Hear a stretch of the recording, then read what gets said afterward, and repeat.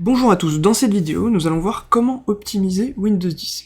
Donc tout d'abord, pour optimiser Windows 10, la première étape va être d'aller dans l'explorateur de fichiers, faire un clic droit sur ce PC, et aller dans Propriétés. Alors vous pouvez le faire si vous avez l'icône ce PC sur le bureau, ça revient exactement au même. Vous allez ensuite dans Paramètres avancés du système, et vous voyez ici Performance, vous allez dans Paramètres, et vous mettez cette configuration là, donc en personnalisé, et vous mettez les trois premiers et les deux derniers. Donc vous pouvez mettre bien sûr plus ou moins, ça dépend ce que vous voulez graphiquement et ce qui vous intéresse. Mais voilà, donc après vous pouvez faire les meilleures performances, mais les meilleures performances il va tout désactiver, et surtout désactiver cette option qui est afficher des miniatures au lieu d'icônes. Ce qui fait que quand vous aurez des images, au lieu de voir l'image, vous aurez un icône. Donc vous serez obligé de cliquer, d'ouvrir le fichier pour pouvoir voir l'image, ou la vidéo. Vous n'avez pas un aperçu avant de la vidéo. Donc c'est pas très pratique. Donc voilà, donc ça c'est des paramètres qui sont les meilleurs paramètres possibles pour avoir le plus de performance, gagner le plus de performance possible. Donc c'est très léger, mais ça permet de gagner quand même des petites performances. Donc ensuite, une autre optimisation, c'est dans personnalisation. Donc on va désactiver la transparence. Donc on va dans personnalisation, on va ensuite dans couleur, et on désactive ceci. Donc vous voyez là, si je l'active, ça fait une espèce d'effet de transparence, c'est pas super on va dire. Et hop, désactiver, voilà, ça donne ça. Donc c'est mieux, ça fait gagner quelques perfs, et surtout sur Windows 10 par exemple, ça peut déranger certaines personnes qui veulent voir leur fond d'écran, et du coup, la solution c'était de désactiver l'effet de transparence. Voilà. Donc maintenant, une autre optimisation un peu plus intéressante va être sur l'alimentation. Donc pour ça, il va falloir aller dans le panneau de configuration, donc là je vais le mettre en plein écran, hop, vous allez dans Matériel et Audio, et ensuite dans Options d'alimentation. Et ici, vous avez trois paramètres, c'est toujours les mêmes, c'est utilisation normale, performance élevée ou économie d'énergie. Ces options peuvent changer suivant l'ordinateur que vous avez, par exemple sur des PC portables. Si vous avez des PC portables, des fois souvent gaming ou pas d'ailleurs, par exemple HP, il y aura HP Optimize, donc c'est vraiment des paramètres du constructeur que le constructeur a mis, ça peut être intéressant de les laisser.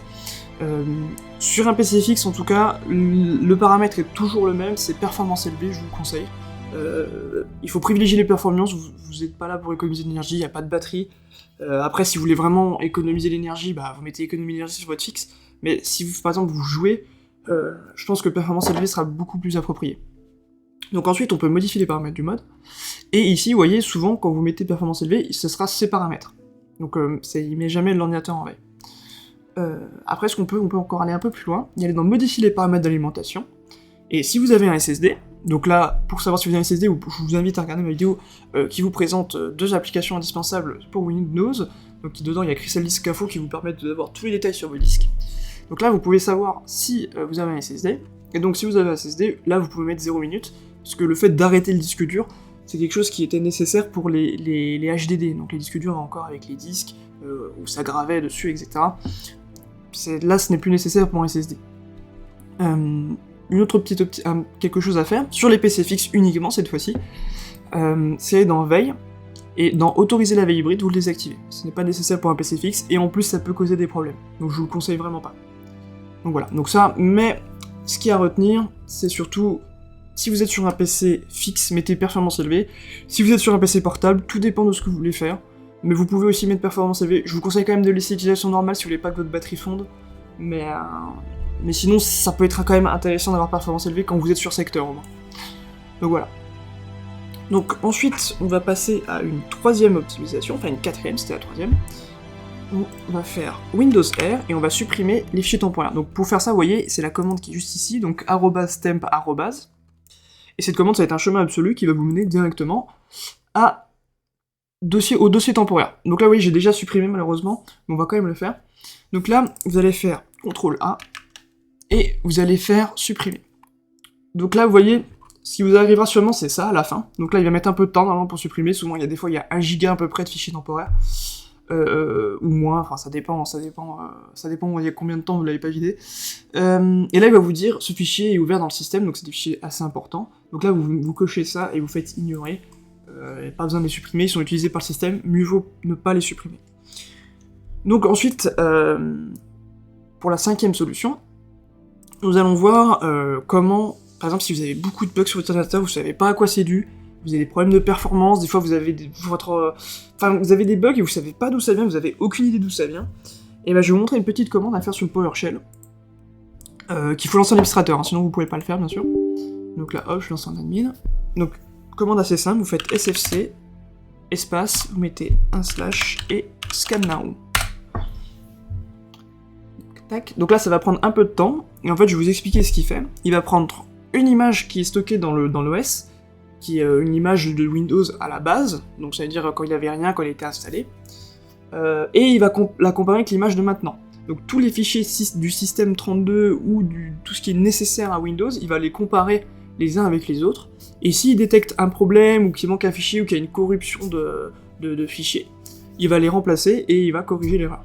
Donc ça marche, c'est une solution qui est hors ligne. Alors il y a des solutions où on peut faire, parce que par exemple, comme je vous l'ai dit, c'est une copie qui est sur ordinateur, donc cette copie peut être corrompue aussi. Donc c'est-à-dire qu'elle va rien corriger, ou ça peut être encore pire, ça peut empirer la chose. Donc il y a aussi une commande qui permet, enfin plusieurs commandes, ça se fait pas comme ça, qui permet de faire une réparation en ligne. Donc c'est-à-dire que vous allez chercher la copie en ligne, sûrement sur les serveurs Windows, enfin Microsoft, qui vont vous permettre du coup d'avoir une vraie copie si votre copie à vous elle est corrompue. Donc là vous voyez c'est terminé. Le problème de protection des ressources n'a trouvé aucune violation d'intégrité de données. Donc si vous avez un problème, il vous dira le programme a trouvé des ressources ou des fichiers corrompus et les a réparés. Alors des fois il peut ne pas réussir à les réparer et il faut justement lancer cette fameuse commande en ligne, mais je vous montrerai dans une prochaine vidéo. Voilà, donc c'est à peu près tout pour l'optimisation de Windows. On pourrait encore parler de quelques autres choses, parce que ça c'est plein de petites optimisations qui bout à bout peuvent devenir intéressantes, mais le plus intéressant des fois c'est parce que vous avez, je sais pas, 4 antivirus, je sais que ça arrive, des fois vous avez beaucoup d'antivirus qui ne servent à rien, donc mieux vaut les désinstaller, surtout si vous payez pas vos antivirus, enfin ça ne sert strictement à rien d'en avoir. Donc autant laisser Windows Defender, il fera autant le café que les gratuits, même un peu mieux je pense. Donc autant supprimer tous les antivirus si vous n'en payez pas un. Si vous en payez un, vous gardez uniquement celui que vous payez, bien sûr, et les autres vous les enlevez. Sinon ça peut provoquer beaucoup de problèmes, c'est assez invasif un antivirus quand même. Dans le système, je veux dire, ça peut poser beaucoup de problèmes de performance. Ensuite, vous pouvez désinstaller toutes les applis qui vous servent à rien, donc je sais pas, si vous n'utilisez pas OneNote, bah vous pouvez l'enlever, le problème c'est que c'est dur à enlever, et justement je vous ramène encore une fois à ma vidéo qui parle des deux applications indispensables, où il y a Windows Debloader, qui vous permettra justement d'enlever toutes ces applications indésirables, qui est un très très bon outil du coup pour justement pour faire de l'optimisation au final. Sinon après vous pouvez me dire qu'ACC Cleaner, mais c'est pas pareil, c'est moins... Je trouve ça moins efficace, et c'est moins automatisé surtout. Il n'y a pas de script qui vous fait tout d'un coup, parce que là, ACC Cleaner, il va falloir faire tout à la main, et je trouve pas le logiciel forcément clair. Et en plus, il y a beaucoup de... Quand vous installez le logiciel, il y a moyen que vous installiez un antivirus avec, parce qu'il vous force. Enfin, c'est pas... ACC Cleaner, c'est pas super. C'est pas mal, c'est un bon outil, mais il y a beaucoup de... Il y a beaucoup de problèmes, je trouve. Donc voilà, c'est à peu près tout pour cette vidéo sur l'optimisation de Windows. N'hésitez pas à lâcher un like et à vous abonner.